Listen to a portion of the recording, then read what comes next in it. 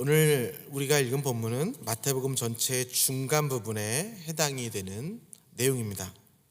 대부분의 이야기나 영화 또 어떤 스토리를 보면 그 중간 부분에 어떠한 스토리의 전환이 일어나는 것을 볼 수가 있는데요.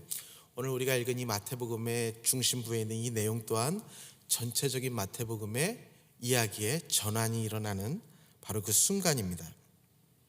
지금까지 예수님께서는 온 세상을 구원하시려 오신 예수 그리스도 메시아이심을 보여주셨다면 이제부터 앞으로는 십자가를 지실 일을 예고하시고 준비하시는 내용이 전개가 됩니다.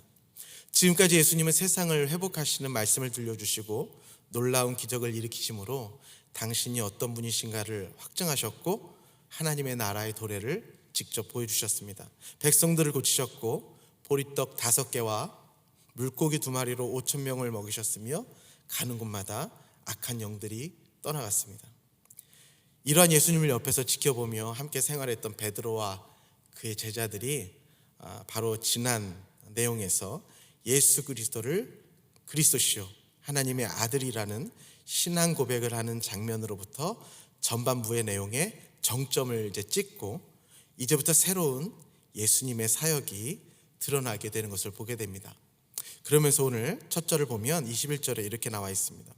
이때로부터 예수 그리스도께서 자기가 예루살렘에 올라가 장로들과 대제사장들과 서기관들에게 많은 고난을 받고 죽임을 당하고 제3일에 살아나야 할 것을 제자들에게 비로소 나타내시니, 바로 예수 그리스도께서 처음으로 이제 내가 본격적으로 너희들에게 이야기를 하건대 정말 나의 사역은 이것이야 라고 얘기하는 첫 이야기를 하시는 순간입니다.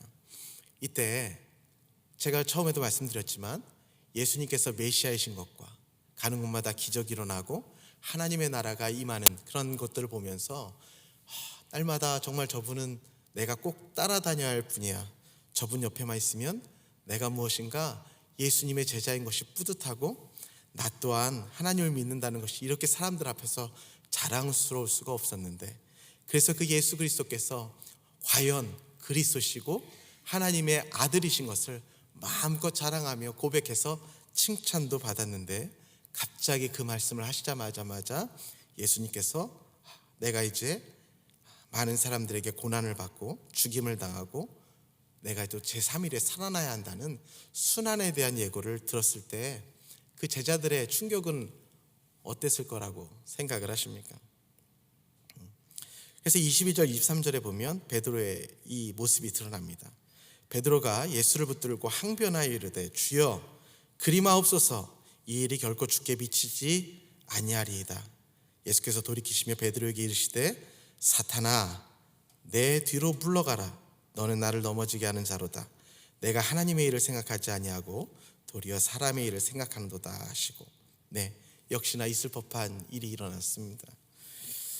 미국 캘리포니아주가 이번에 우리가 이제 특세 할 때요, 우리가 엘세 할 때 3주 정도 전에 없었던 폭우가 내렸죠.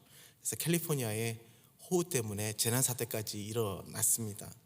약 19만 가구가 또 사업체가 정전 피해를 입었고 3,400만 명에게 홍수주의보가 내렸다고 합니다. 약 24조 갤런 90조 리터의 비가 쏟아졌다고 하고요. 그리고 이로 인해 20명이 숨졌고 재산 피해가 40조 원 한국 돈으로 그 정도가 집계가 되었다고 합니다. 몇 년간 가뭄이었잖아요.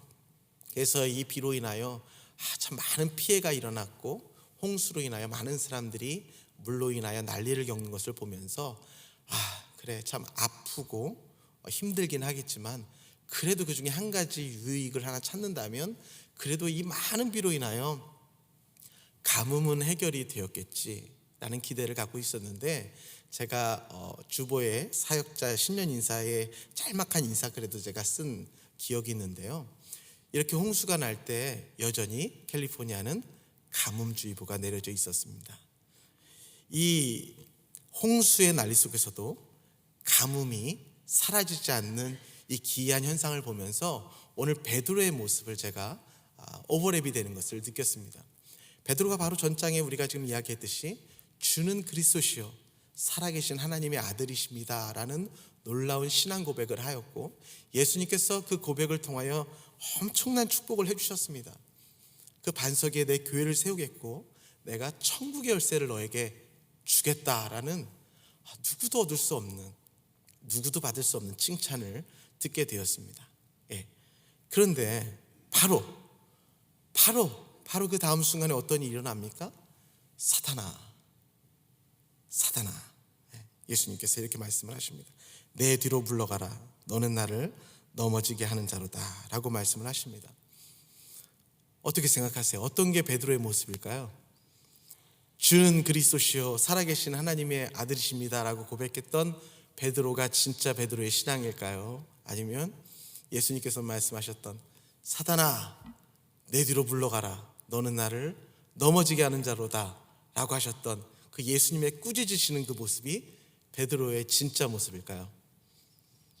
저는 대부분 질문을 드릴 때 두 개가 다 해당되는 것을 질문을 드립니다. 지난번 우리 셀 목자, 셀 부흥회 때 오셨던 우리 강사님은 항상 두 번째 대답이 있다고 항상 하셨는데, 저는 대부분 질문을 드릴 때 두 개가 다 정답인 질문을 드립니다. 예, 그렇습니다. 저는 이 두 가지의 모습이 다 베드로의 신앙이라고 생각을 합니다.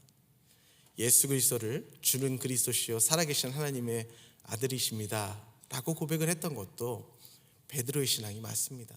그런데 예수님 앞에서 사단아 내 뒤로 물러가라. 네가 고백했던 그리스도시요 하나님의 아들인 나를 걸려 넘어지게 하는 자로다 라고 하셨던 그 예수님의 꾸짖으시는 그 모습도 베드로입니다. 그렇다면 저와 여러분은 어떻겠습니까? 네. 여러분은 주는 그리스도시요 살아계신 하나님의 아들이십니다 라고만 고백하시는 분이십니까? 아니면 맨날 예수님께 사단아 내 뒤로 물러가라 꾸지람만 들으시는 분입니까? 아마 정도의 차이는 있겠지만 저나 여러분이나 예수님께 이 두 가지의 칭찬과 꾸지람을 듣는 사람들일 것입니다. 그래서 또 우리에게 소망이 있습니다. 또 우리에게 하나님 앞에 날마다 회개해야 할 회개의 제목이 있는 것 같습니다. 22절에 보니까 베드로가 예수를 붙들고 항변하여 이르되 라고 기록이 되어 있습니다. 이것을 성경 원어로 보면 에티마오라고 해서 책망하다, 꾸짖다라는 뜻을 갖고 있습니다. 그러니까 항변했다라는 말이 무슨 뜻이냐면 예수님을 꾸짖었다는 거예요. 근데 어떻게 꾸짖었냐면 예수를 붙들고 꾸짖었대요. 이 모습을 보세요. 예수님께 칭찬을 듣고 천국 열쇠까지 받았던 바로 전 그 모습 속에서 예수님이 나를 이렇게 칭찬해 주시니 역시 난 수제자가 맞아. 그리고 나에게 놀라운 교회의 리더의 권세를 나에게 주셨어. 그러면서 예수님을 놓으실 것만 같고 주님을 그렇게 높이던 베드로가 순간 어떻게 하고 있냐면 예수님께서 내가 이제 고난과 순환을 당해야 한다라고 하니까 예수님께 어떻게 예수님을 꾸짖고 있냐면 예수님의 옷을 붙들고 아니 뭐라고요? 이게 무슨 말씀이세요? 말도 안 되는 소리 좀 하지 마세요. 눈을 부릅뜨고 정색을 하면서 예수님을 붙들고 흔들며 예수님을 꾸짖고 있는 모습을 바라보게 됩니다. 사실은 예수님께서 우리를 꾸짖는 모습이 문제가 있는 것이 아니라 우리가 그렇게 예수님을 꾸짖고 있는 모습이 있기 때문에 우리가 우리의 모습을 이 성경 속에서 발견하고 더욱더 우리의 모습을 하나님 앞에 회개하는 시간을 가져야 할 것 같습니다. 여러분 정말 그렇지 않습니까? 여러분 혹시 예수님을 꾸짖고 계시지는 않습니까? 내가 예수님께 귀한 칭찬을 받을 때는 하나님이 항상 나에게 은혜를 주시는 분이시고 항상 성령님은 내 안에 계신 분이시고 항상 예수님은 나를 위하여 십자가에 돌아가실 귀한 분이신데 내가 원치 않는 길로 나를 인도하실 때에는 그 하나님도 내가 그 옷자락을 붙들면서 어떻게 나한테 이러실 수 있어요? 하며 예수님을 하나님을 꾸짖고 있는 그 모습이 우리들에게 있지는 않습니까? 한번 생각해 보셨으면 좋겠어요. 고린도후서 13장 4절에서 5절에 보니까 이런 말씀이 있습니다. 그리스도께서 약하심으로 십자가에 못 박히셨으나 하나님의 능력으로 살아계시니 우리도 그 안에서 약하나 너희에게 대하여 하나님의 능력으로 그와 함께 살리라. 너희는 믿음 안에 있는가 너희 자신을 시험하고 너희 자신을 확증하라. 예수 그리스도께서 너희 안에 계신 줄을 너희가 스스로 알지 못하느냐? 그렇지 않으면 너희는 버림받는 자니라. 여러분, 우리에게 믿음이 있는가 없는가를 날마다 우리는 시험하여야 하고 우리 자신을 하나님 앞에 확증하여야 합니다. 이 확증이 바로 무엇입니까? 내가 믿음이 없다라는 것을 깨닫는 것이 바로 믿음인 확증이요, 또 어쩔 때는 내가 믿음이 있어서 하나님 앞에 믿음이 있다는 칭찬을 듣는 것이 바로 믿음의 확증인 것입니다. 그런데 가장 큰 문제는 무엇이냐면 내가 믿음이 없는데도 있는 줄 알고 확증하지 못한 채로 살아가는 우리의 모습이 가장 큰 문제이고, 그렇지 않으면 너희는 버림받은 자니라라고 하시는 엄중하게 꾸짖고 계시는 하나님의 말씀이 이 시간 우리의 마음속에, 우리의 삶 속에 반드시 들려져야 하는 말씀인 줄 믿습니다. 저는 이 말씀을 들으면서 베드로가 왜 예수님의 옷자락을 물들며 그렇게 정색을 하며 예수님을 꾸짖었을까, 왜 예수님께 항변을 하였을까 생각을 해보았습니다. 그래서 저는 한 세 가지로 생각을 해봤는데, 제 개인적으로 첫째는 예수님 너무 힘이 없어 보여서 화가 났을 거라고 생각이 들었습니다. 그 전에 예수님은 너무 힘이 있으셨잖아요. 모든 기적을 베푸셨고 자신들은 쫓아내지도 못하는 그런 귀신들을 예수님을 보기만 해도 쫓아나가는 것을 보았잖아요. 근데 그런 예수님이 갑자기 나약해져서 나 이제 끌려가서 고난을 당하고 내가 죽게 되었다는 모습에 얼마나 속이 상했을까라는 생각이 들었습니다. 두 번째는 세속적인 왕으로서 가졌던 예수님의 기대감이 무너졌을 거라는 생각이 듭니다. 베드로는 분명히 그 놀라운 예수님의 능력으로 이 로마를 없애버리고 로마의 왕정을 주님께서 차지하셔서 자신들에게 한 자리는 분명히 주실 거라는 기대감이 있었을 겁니다. 그런데 그 기대감이 무너지니까 또 예수님께 화가 나지 않았을까라는 생각을 했습니다. 그리고 마지막 세 번째는 왜 예수님께 이렇게 꾸짖으며 예수님께 항변을 하였을까 생각을 해보니까 선한 마음으로 이 예수님이 약해지는 모습을 내가 지켜야겠다, 내가 예수님을 지켜드려서 내가 예수님께 힘이 되어야겠다, 예수님의 나약한 모습이 지금 갑자기 예수님이 약해지시는 것 같은데 내가 예수님의 이 약한 모습을 어떻게 해서든지 채워드려야겠다는 나름 자신의 충신이 발휘된 것이 아닐까, 그래서 예수님께 또 화를 내는 모습 속에 더하여지지 않았을까, 그런 생각이 들었습니다.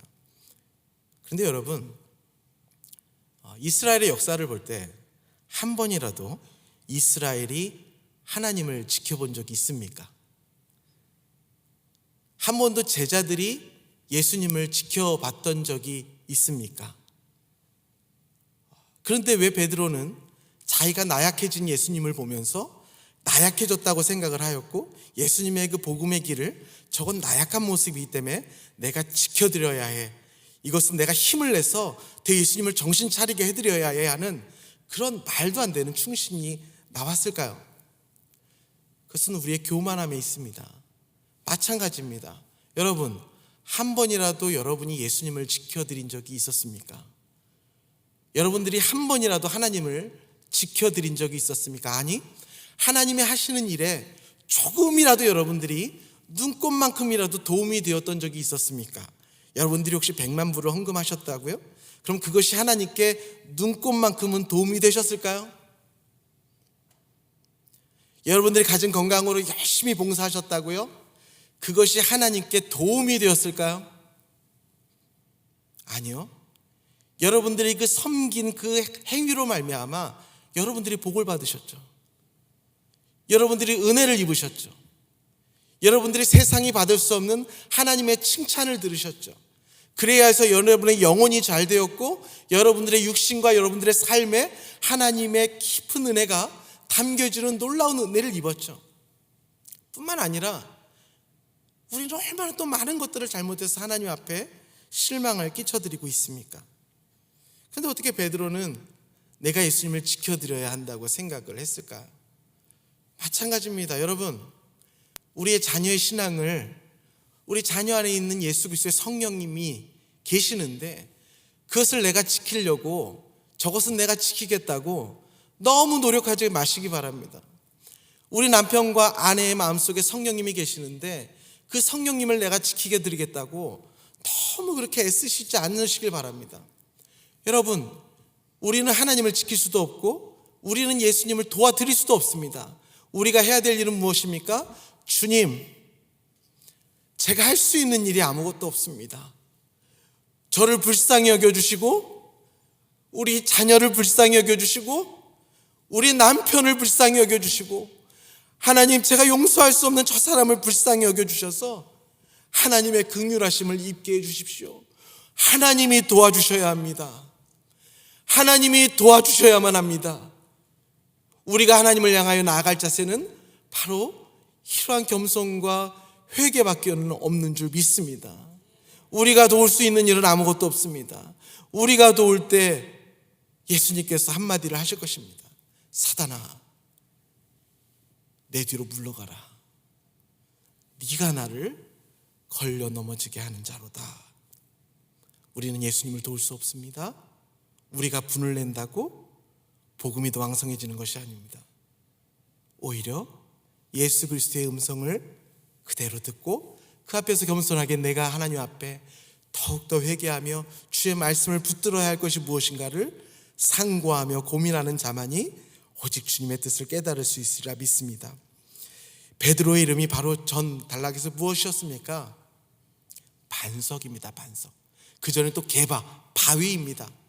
바위였고 예수님께서 이제 그 게바를 떠나서 이제는 뭐라고 하냐, 페트라, 반석, 그 위에 내가 너의 교회를 세우겠다고 말씀하시는 그 놀라운 반석이었던 베드로가 오늘 바로 그 예수 그리스도의 복음을 깨닫지 못하고 자신의 의가 춘천하여서 주님 왜 이러십니까 하며 예수님의 옷자락을 붙들고 예수님을 꾸짖고 예수님께 항변하고 있을 때 베드로가 이제 무엇이 되는 줄 아십니까? 너는 나를 걸려 넘어지게 하는 걸림돌이 되었다. 하루아침에 반석이 걸림돌이 될 수가 있습니다. 제가 그렇습니다. 이렇게 설교를 하고 찬양 인도를 하고 뭔가 하나님 앞에 칭찬을 듣는 것 같이 나름 무엇을 하지만 저는 잘 압니다. 늘 제가 주님께 걸림돌이 됩니다. 그리하여서 어떻게 하면 반석은커녕 개반은커녕 걸림돌이라도 되지 않게 하여 애쓰는데 제가 참 부족함이 많아서 걸림돌이 안 되는 것도 쉽지가 않습니다. 그게 참 하나님께 죄송한 마음이 많이 있습니다. 여러분, 우리가 예수님 앞에 걸림돌이 되는 것이 바로 무엇인지 아십니까? 큰 잘못을 하는 것이 아니라 오늘 베드로처럼 주님이 가시겠다가 하는 일이 나와 좀 틀리기 때문에, 내가 손해보는 일이기 때문에, 나에게 불안감을 가져다 주기 때문에, 내가 정말 싫어하는 일을 예수님께서 이것을 들고 오셔서 이곳에 너가 적용해야 될 말씀이 있다고 하시는 그 말씀이 싫어서 의기 충만해서 하나님, 난 이건 아닌 것 같아요 하며 예수님의 옷자락을 붙들고 부들부들 떨고 있는 그 바로 그 모습이 예수님을 걸려 넘어지게 하는 걸림돌이 되고 있다라는 말씀을 오늘 하고 계십니다. 24절에서 25절, 26절 읽겠습니다. 24절입니다. 이에 예수께서 제자들에게 이르시되 누구든지 나를 따라오려거든 자기를 부인하고 자기 십자가를 지고 나를 따를 것이니라. 누구든지 제 목숨을 구원하고자 하면 잃을 것이요 누구든지 나를 위하여 제 목숨을 잃으면 찾으리라. 사람이 만일 온 천하를 얻고도 제 목숨을 잃으면 무엇이 유익하리요? 사람이 무엇을 주고 제 목숨과 바꾸겠느냐라고 하시면서 예수님을 베드로를 꾸짖으셨던 예수님께서 다시 한번 그에게 내가 요구하는, 너에게 요구하는, 바로 베드로야 그 제자들에게, 모든 사람들에게 요구하는 예수님을 따라오는 길에 대하여 설명을 하고 계십니다. 특별히 24절은 우리가 알고 있는 제자도의 말씀이라고 우리는 알고 있습니다. 근데 그것이 그렇게 보일 것 같지만 자세히 보면 이것이 제자들에 관한 도를 말씀하시는 것이 아니라 제자들에게 이르셨지만 누구에게 말씀하고 계십니까? 누구든지. 제자들에게 말씀하고 계시지만 이것은 제자들에게 해당되는 말이 아니라 예수님을 따르는 이 세상의 모든 사람들에게 주시는 말씀이기 때문에 바로 저와 여러분들이 따라가야만 하는, 모든 사람들에게 해당되는 말씀입니다. 바로 여기서 뭐냐 하면, 베드로야, 네가 이렇게 의기 충천해서 네가 보기엔 옳은 것 같고, 네가 보기엔 거기에 복음이 있는 것 같고, 세상에 누가 봐도 그곳에 내가 있어야 할, 복음이 있어야 할, 내가 믿는 신앙이 있어야 할, 예수 믿는 우리 집안이 있어야 할, 예수 믿는 내가 있어야 할 그 자리가 내가 아니라고 할 때에, 예수님께서 아니라고 할 때에 그것을 받아들이지는 너의 모습을 보며 내가 너에게 할 말이 있어. 사실은 거기가 네 자리가 아니야. 미안하지만 거기가 너의 자리가 아니야. 내가 원하는 자리가 너의 자리란다 라고 오늘 예수님께서 말씀을 해주시는 것이죠. 여러분, 자기를 부인하라고 말씀을 하십니다. 우리가 제자도 이 유명한 말씀을 들을 때마다 예수님을 따르는 사람은 자기를 부인하고 자기 십자가를 지고 예수님을 쫓는 것이라는 것을 잘 알고 있습니다. 근데 여러분, 자기 부인이 무엇입니까? 셀프 디나인이 무엇입니까? 여러분, 내 속에서 악한 것이 나오고, 내 속에서 말씀을 거스르는 것이 나오고, 내 속에서 하나님의 말씀과 하나님의 복음과 성령께서 인도하시는 길보다는 내 육신에 좋은 대로, 세상에 인정받는 대로, 그리고 내가 남들에게 보여주기 좋은 길로 나아가는 이 마음을 내가 스스로 자기 부인을 할 수가 있을까요? 그런데 왜 예수님께서는 자기를 부인하고 나를 쫓으라고 말씀을 하셨을까요? 로마서 7장에 보니까 이런 말씀이 있습니다.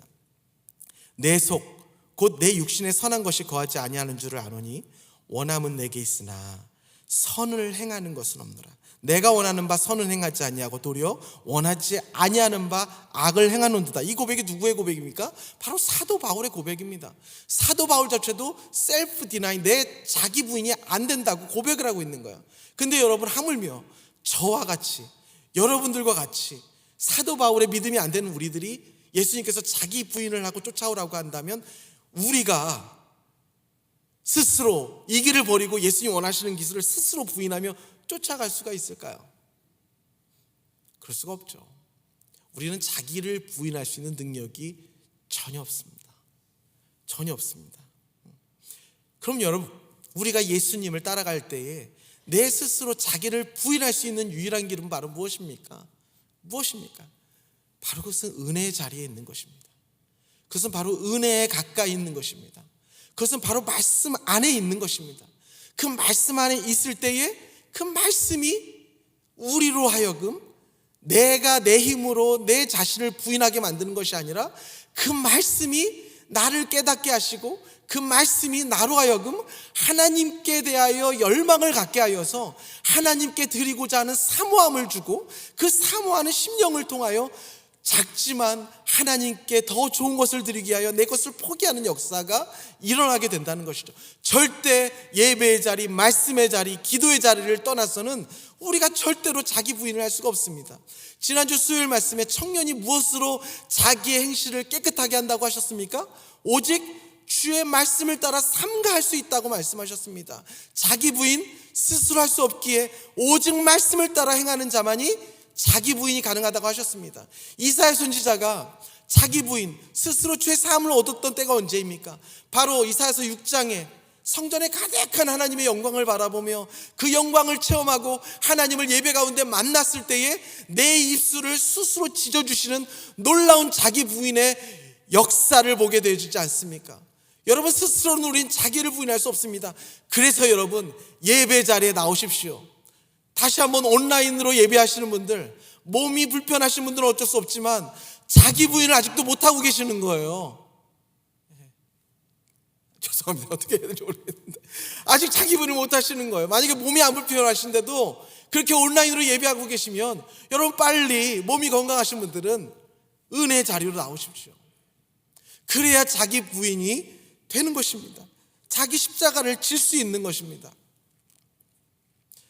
제가 요즘에 하나 이렇게 관심 있는 게 하나가 생겼어요. 그게 바로 뭐냐면, 마이크로소프트사에서 오픈 AI에서 만든 그 챗 GPT라는 자동으로 인공지능으로 우리의 모든 궁금증과 우리의 모든 것들을 이렇게 완성시켜주는 문장을 만들어주고 모든 것들을 이어주는 그 프로그램에 이제 관심이 좀 있었어요. 근데 제가 오늘 한번 저 친구한테 얘가 이것까지 대답을 할 수 있을까 하면서 물어봤어요. 어떤 질문을 던졌냐면 저 위에가 제가 저거든요. 나를 따르려거든 자신을 부인하고 자기 십자가를 지고 나를 쫓을 것이라라는 제자도에 대해 성경적인 관점으로 설명해 주세요라고 제가 질문을 썼거든요. 근데 저 녀석이 어떻게 대답했는지 제가 길지만 한번 읽어드릴게요. 이 문구는 성경의 마태복음 16장 24절에서 나온 예수 그리스도의 말씀입니다. 이 말씀은 예수 그리스도가 자기를 따르는 사람들에게 자신의 십자가를 지고 나를 따라오라는 의미를 담고 있습니다. 이 말씀은 먼저 예수 그리스도가 자신의 십자가를 지고 죽으러 가는 것이 자신의 사명이라는 것을 나타냅니다. 예수 그리스도는 자신이 인간의 죄를 대신하여 십자가에 못 박혀 죽음으로써 구원의 길을 열었다고 믿어지기 때문입니다. 그리고 이 말씀은 예수 그리스도의 제자들에게 예수를 따르는 것은 쉽지 않을 것이라는 것을 말해줍니다. 예수를 따르는 것은 자신의 소신과 신앙을 공개적으로 시험받는 일이기 때문입니다. 그러나 이 말씀은 또한 예수를 따르는 것이 자신의 욕망과 세속적인 이익을 추구하는 것이 아니라 오히려 자신의 소신과 믿음을 위해 자기를 부인하고 예수를 따라야 한다는 것을 알려줍니다. 예수를 따른다는 것은 어렵고 고통스러울 수 있지만 예수를 따르는 것이 자신의 영혼을 구원하고 진정한 삶의 의미를 찾을 수 있는 길이기 때문입니다. 따라서 이 말씀은 예수를 따르는 데 있어서 자신의 소신과 믿음을 위해 자신을 부인하고 예수를 따라야 한다는 것을 강조하며, 이는 우리가 예수 그리스도와 함께하기 위해서는 우리 자신의 욕망과 세속적인 이익을 제어하고 예수 그리스도의 명령을 따라야 한다는 것을 알려줍니다.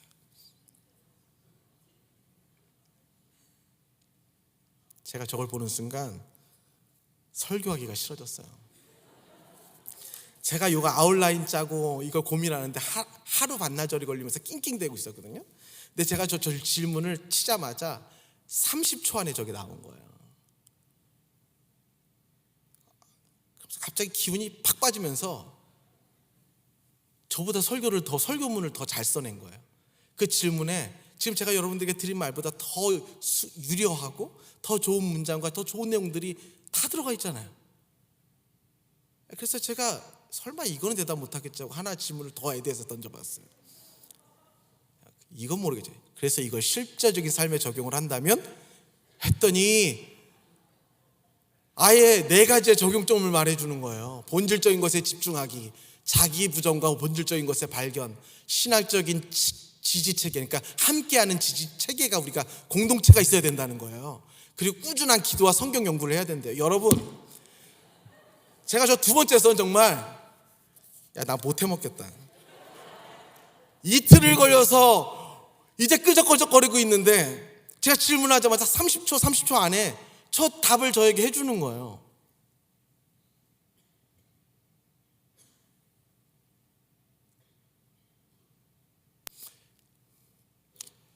저게 원래 영어 기반으로 돼 있어서 영어로 질문하면 더 좋습니다. 더 놀랍습니다. 그리고 저거에 관한 커멘터리 학자들에 대해서 물어보면 더 잘 가르쳐 주고요. 그리고 가끔 저게 아직까지는 지난 3개월 전에 저게 나온 프로그램이거든요. 근데 이제 저게 1년이 지나고 2년이 지나고 3년이 지난다고 한번 생각을 해보세요.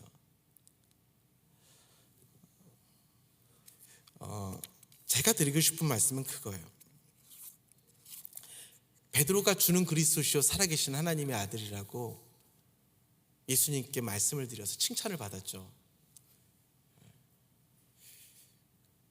근데 그 주는 그리스도시요 살아계신 하나님의 아들이 하늘에 계신 분이시고 내가 경배해야 될 분인 것은 너무나도 쉽게 고백을 했어요.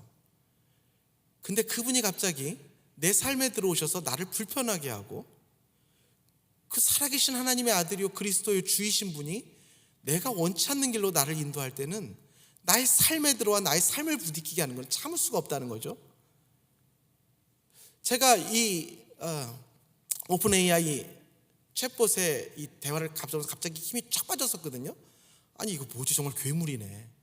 뭐 이것으로 논문이 다 통과가 됐었고, 뭐 어떤 에세이들이 정말 만점을 받고, 뭐 어려운 뭐 의사 시험이 얘가 통과를 시켰고, 뭐 이런 얘기를 들었을 때 얼마나 가능하겠어 했는데, 제가 몇 번 이렇게 보면서 아직은 미숙한 게 있지만 충분히 가능하다는 것을 보게 되었고, 이제 정말 1년 2년 지나면서는 여러분들 우리들이 상상할 수 없는 일들이 참 많이 일어날 것 같다는 생각이 들었습니다. 그래서 기분이 쫙 빠졌어요. 내가 여태까지 준비한 거, 이틀 동안 준비한 건 뭐지? 얘는 왜 30분보다 나보다 더 멋있는 이 신앙적인 고백을 만들어내는 거지? 나는 이틀 동안 요것밖에 못했는데 이 컴퓨터가 나보다 30초 만에 하나님이 기뻐하실 만한 대답을 만들어내는 것을 보게 되었어요. 그런데 순간 제가 또 하나님 앞에 무릎을 탁 치게 된 것이 있었어요. 하나님 입장에 한번 대본 거예요.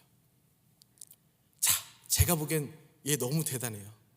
갑자기 막 온갖 어디서 끌어오르는지는 모르겠는데, 나는 막 이틀에 걸쳐서 겨우 못 쓰고 있는 걸 얘는 30초 만에 쫙쫙쫙쫙 풀어내는 걸 보면서, 야, 얘는 정말 천재 막 이러고 있는데, 그러면서 이런 거예요. 그럼 하나님이 이것을 기뻐하실까? 그러니까 마음에 평안이 오더라고요.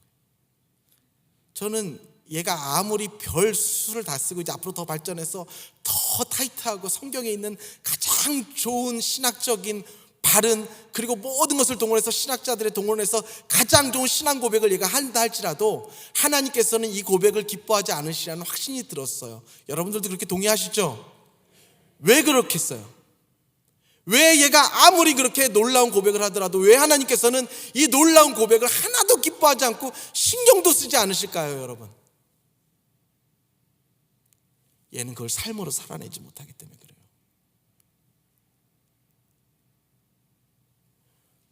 얘는 이것은 삶으로 살아내지 못하기 때문에 그래요. 여러분, 괜찮아요. 앞으로 얼마나 많은 사람들이 더 이제 프로그램으로 더 많은 세상이 더 정교한 무엇인가로 더 신앙이 있는 척하고 놀라운 고백을 하고 말로는 그런 것처럼 이야기를 할 수 있을지라도 여러분 절대 기죽지 마세요. 여러분들이 오늘 들은 한 말씀 가지고, 한 단어 가지고 내가 아는 만큼만 그것을 가지고 내 삶에 살아보려고 애쓰는 그 노력이 있으면 하나님께서는 그것을 가장 기뻐하시는 줄 믿습니다. 그런데 혹여나 우리가 여태까지 신앙생활이 있어서 이런 책복과 같이 내 안에서 깨달음만 가득해지고 무엇인가 책을 많이 만들고 같이 모여서 무엇인가 성경 공부를 하면서 그것이 마치 내 신앙인 듯이, 그것이 마치 나의 모든 신앙인 듯이, 이것이 진짜 나의 신앙인 듯이 착각하며 살아왔다면, 여러분 오늘 우리가 말씀을 바라보며 좀 깨달아야 하는 게 있는 거예요. 깨달아야 하는 게 있는 거예요.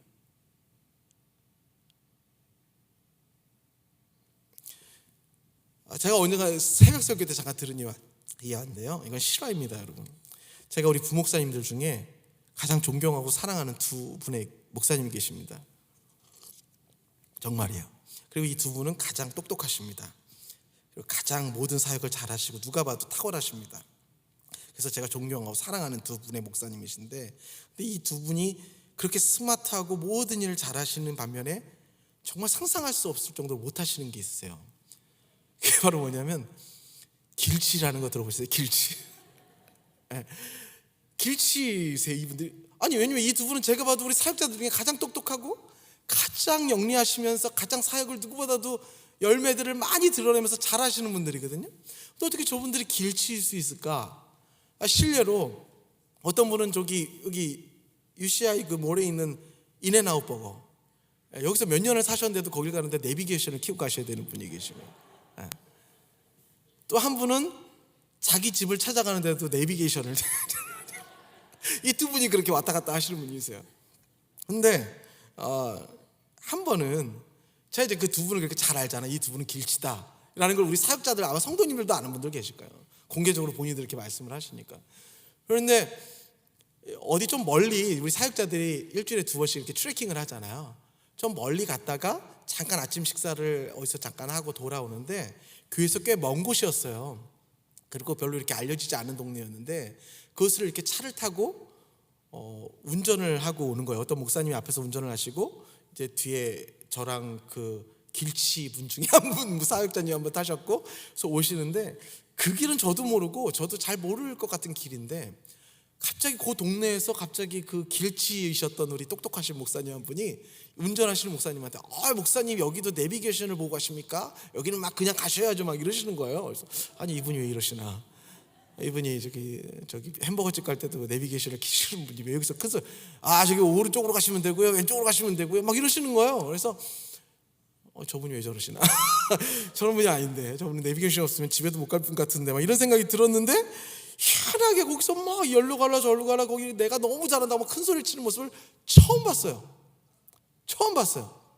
희한하다 그러고 있는데, 근데 아니나 다를까 그 지역을 딱 벗어나니까 그 다음은요 목사니까 모르시는 거예요. 근데 신기하잖아요. 어떻게 그 지역을 그렇게 잘 알고 막 이리 가라 저리 가라 이렇게 얘기를 하실 수 있을까? 그래서 그 지역을 넘어서 물어봤더니 팬데믹이 심했을 때 건강을 지켜야 된다는 그런 압박감이 있으시니까 자전거를 타기로 결심하시고 그 동네를 계속해서 자전거를 타고 돌으셨다는 거예요. 네. 그래서 여기는 내가 땅을 밟고 지나고 온 곳이라 내가 안다는 거예요. 차를 타고 쌩쌩 다니는 곳은 몰라도 내가 내 발로 경험하고 내가 잠시 멈춰서 자전거를 타며 하나하나 디테일하게 보면서 경험했던 그 장소는 길친 나지만 이 장소는 내가 안다는 거예요. 여러분, 오늘 예수님께서 베드로에게 뭐라고 하셨냐면 자기 목숨을 정말 얻는 사람은 자기 목숨을 잃는 것을 각오하고 나를 따르라고 하셨는데 베드로는 여전히 이 말씀을 마음에 두지 않았어요. 그래서 예수님이 돌아가실 때에 그 어린 소자 앞에서 예수님을 부인했죠. 그때 말씀을 마음에 두었으면, 그때 말씀을 내 삶으로 끌고 내려왔으면 그때 예수님이 그랬으니까 내가 한번 적용을 해야 할 텐데 생각이 들질 않았던 것 같아요. 역시 예수님을 관념적으로만 생각을 하고 있고 말씀을 깨달음으로 알고 있고 말씀은 그냥 내가 많이 알고 깨달은 것으로 멈추고 있는 그 모습 속에서 여전히 베드로는 그 말씀이 내 삶이 되지 못해서, 말씀이 내 삶으로 들어오지 못해서 길을 잃고 있는 모습을 보게 돼요. 예수님을 따라가면서 하나님의 나라가 어떤 것도 알게 되었고, 예수님을 겪으면서 귀신을 쫓아내는 것이 어떤 것도 알게 되었고, 예수님이 말씀하시는 하나님의 내란 복음 팔복을 들으며 하나님이 역사하시는 복이 무엇인지도 알았는데 그것을 머리로만 알고 있고 내 삶으로 경험하는 것이 없으니 여전히 하나님의 말씀은 알지만 그곳에서 길을 잃고 있는 모습을 보게 되는 거예요. 자기 부인하고 자기 십자가를 따르는 게 무엇일까요, 여러분? 우리가 큐티를 하고 살아갑니다. 왜 큐티를 합니까? 그 짧은 단락 왜 우리에게 그 짧은 단락을 주면서 그날 거기에 멈춰서서 내가 별로 보고 싶지 않은 말씀인데 왜 우리가 거기에서 멈춰서 그 말씀을 묵상하고 나랑 무슨 상관이 있는가, 이것이 오늘 하루 나랑 무슨 상관이 있는가 하나하나 내 삶을 거기에 투영하며 가만히 그 몇 글자 안 되는 말씀을 우리가 바라보게 되는 것입니까? 길을 잃지 않으려고요. 이런 AI들이 할 수 있는 신앙 고백이 아니라 한 절이라도 좀 길을 잃지 않으려고 우리가 그 자리에 있는 거 아니겠습니까? 자기를 부인하는 것, 십자가를 지고 예수님을 쫓는다는 것, 그게 뭡니까 여러분? 그게 도대체 무엇입니까? 철학입니까? 관념입니까? 깨달음입니까? 혹시 여러분들 길을 잃고 계시지 않으세요? 아니면 길을 잃는다는 거 오히려 반대로 내 안에 갇혀서 주님이 계신 곳이 두려워서 나가지 못하는 것일 수 있다는 생각을 들어요. 베드로가 그랬던 것 같아요. 이것은 안 돼요, 주님. 제발 저를 흔들지 마세요. 제발 흔들지 마세요. 저 이거를 못 내려놓겠어요. 근데 여러분 그거 아세요? 예수님은 이 베드로에게 미리 예행 연습을 시켜주셨던 적이 있으세요. 그리고 계속 예행 연습을 시켜주셨어요. 언제였어요? 풍랑이는 바다에서 그 배 안에 있는 두려워하는 베드로에게 말씀하셨죠. 거기가 안전할 것 같지만 이 풍랑이는 바다 위로 한번 걸어와 봐라. 한번 네가 경험해봐라. 나를 좀 경험해봐라. 경험한다는 것은 리스크도 있을 수 있어. 그리고 네가 원치 않는 길일 수도 있어. 그런데 너가 나를 경험하면 이 거친 바다도 바로 네가 이렇게 안전하다고 생각하는 그 불안한 배보다 경험할 수 없는 놀라운 은혜를 너에게 경험해 줄 거야 하며 예수님께서 이렇게 일일이 찾아오셔서 양육하시고 그에게 말씀을 주시고자 노력을 했지만 베드로는 아직은 그 배에서 나오지 못하고 아직은 여전히 그 안에서 길을 잃고 있는 모습을 바라보게 됩니다. 여러분, 제가 가장 좋아하는 말씀이 있어요. 전 성경 중에서 이 말씀을 제일 좋아해요. 요한복음 1장 14절에 보니까 말씀이 육신이 되어 우리 가운데 거하심에 우리가 그의 영광을 보니 아버지의 독생자의 영광이요 은혜와 진리가 충만하더라. 하나님의 말씀이 플래시, 우리 육체가 되셔 오셨다. 몸, 바디가 되셔 오셨다는 거예요. 그런데 그것뿐만이 아니라 그렇게 육신으로 연약한 육신 안에 오셔서 우리의 삶 가운데 거하시는 말씀이 되셨다는 거예요. 그런데 우리의 삶이 어때요? 여러분, 그 안에서 정말 하나님의 영광이 아우라처럼 빛나나요? 아니요. 여기서 말한다는 건 뭐냐면 나를 싫어하고 나를 넘어뜨리려고 하는 사람들을 보면서도 오늘도 말씀대로 적용해야지. 그래, 화내지 말자. 결국에 하나님이 원하시는 대로 하실 거야. 내가 넘어져야 할 일이라면 내가 넘어질 것이고 하나님이 저 사람을 넘어뜨릴 거면 하나님 손에 달려있어. 난 오늘도 여기서 하나님의 말씀을 치열하게 붙들고 버텨보자. 하나님의 영광을 보니 아버지 독생자 영광이요. 돈이 없어요. 무서운 일이 일어나요. 내 자녀가 내 뜻대로 되지 않아요. 그럴 때 오늘도 길을 잃지 않게 하여 하나님의 말씀을 붙들고 애쓸 때에 은혜와 진리가 충만하더라.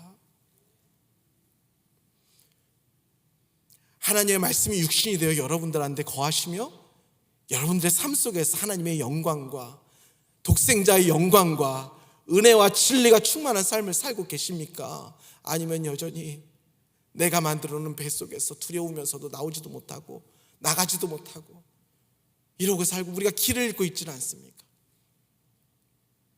말씀이 육신이 되셔서 우리 가운데 오셨습니다. 말씀을 하나라도 적용하고 애쓰는 자들에게 바로 그 모습이 하나님의 영광이요 은혜와 진리가 충만한 모습인 줄 믿습니다. 우리 길을 잃지 맙시다. 길을 잃지 말기 위하여 오늘도 하나님의 말씀 앞에 서서 기도하고 늘 은혜의 자리에 주 앞에 엎드리는 저와 여러분들이 되시기를 주님의 이름으로 축원드립니다. 우리 함께 찬양했으면 좋겠습니다. 자기만의 배에서 좀 나가십시다. 주님의 말씀의 바다로 나가보십시다. 그래야 길을 잃지 않아요. 그래야 자기를 부인하는 것입니다. 그게 자기 십자가를 지고 따라가는 것입니다. 우리 함께 찬양합니다. 주님 나를 부르시니 두려움 없이 배에서 나가리라. 주님이 나를 부르시니 주님 나를 부르시니 주님이 내게 오라시니 주님 내게 오라시니 주님 보고 계시기에 의심치 않고 바다를 걸어가리라. 주님이 난 사람을 주님 보고 계시기에 주님이 이곳에 주님 여기 계시기에 주님 여기 계시기에 이 깊은 바다가 반석이 되고 주님 여기 계시니 주님 우리가 반석 위를 내가 걸어가리라.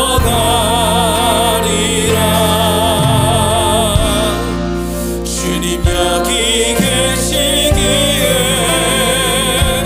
저 거친 파도가 반석이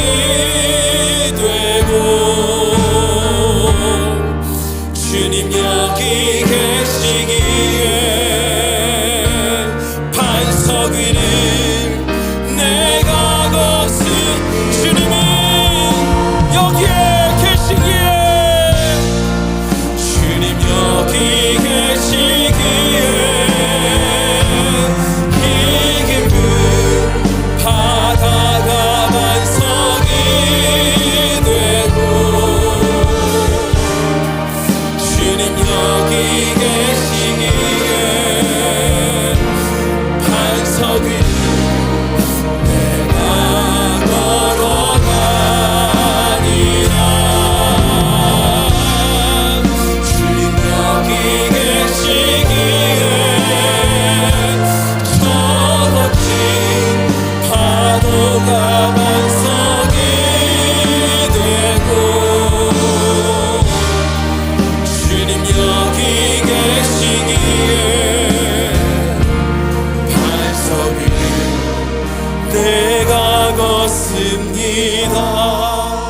여러분, 우리 함께 말씀을 기억하며 기도하십시다. 혹시 잠시 길을 잃으신 분들 계십니까? 혹시 예수님이 내 머릿속에만 계신 분 혹시 계시지 않습니까? 오늘 이 시간 주님이 부르십니다. 괜찮으니까 좀 나와라. 좀 나와라. 왜 거기서 그러고 있니? 좀 나와라. 왜 거기서 그렇게 나를 경험하지도 못하고 그러고 있니? 오늘 이 시간 말씀에 순종하는 마음으로 주님, 저를 불러주시고 나를 부인하고 나에게 맡겨주신 십자가 잘 감당할 수 있도록 말씀으로 저를 붙들어 주시고 늘 은혜에 붙어있는 제가 될 수 있도록 저를 붙잡아 달라고 오늘 이 시간 말씀을 기억하며 주여 한번 부르고 기도하며 나가겠습니다. 기도합니다. 주여